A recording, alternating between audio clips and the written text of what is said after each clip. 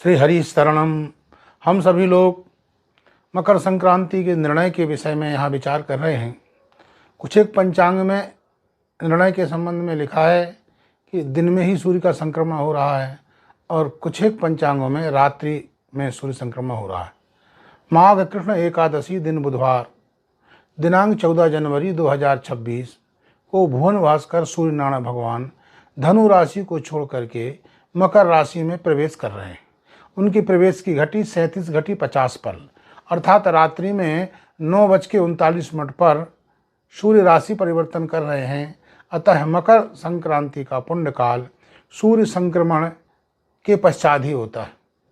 तो विशेष पुण्यकाल 20 घटी माना जाता है और सामान्य पुण्यकाल 40 घटी माना जाता है।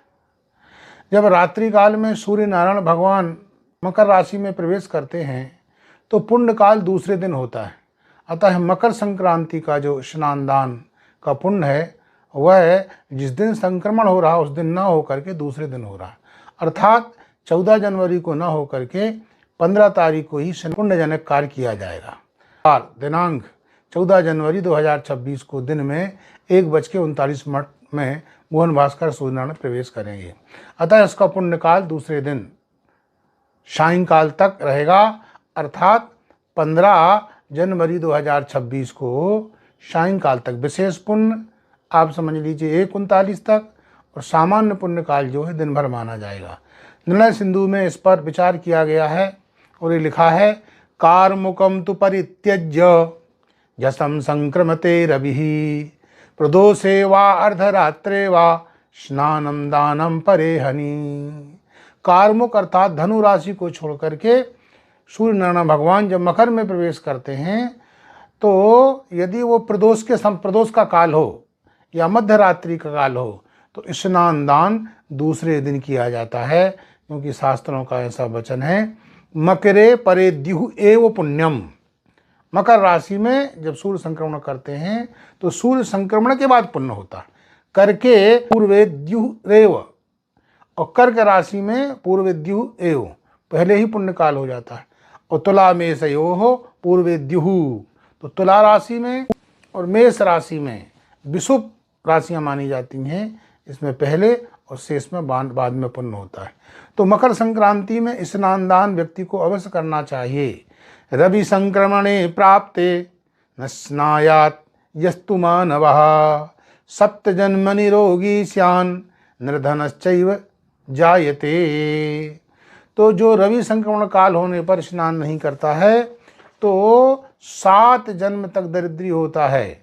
इसलिए प्रत्येक व्यक्ति को स्नान करना चाहिए। स्नान करने से दरिद्रता दूर होगी और रोग दूर हो जाता है। और संक्रांति में विशेष दान का बड़ा महत्व है। नया बर्तन का दान करना चाहिए, गोग्रास का अन्न दान करना चाहिए, तिल पात्र देना चाहिए, गुड़ तिल मिश्रित सामग्री देना चाहिए, सोना दान, भूमि दान, गोदान, वस्त्र दान, और सबसे मुख्य दान जो माना जाता है वो तिल की गाय बना करके दान करना चाहिए।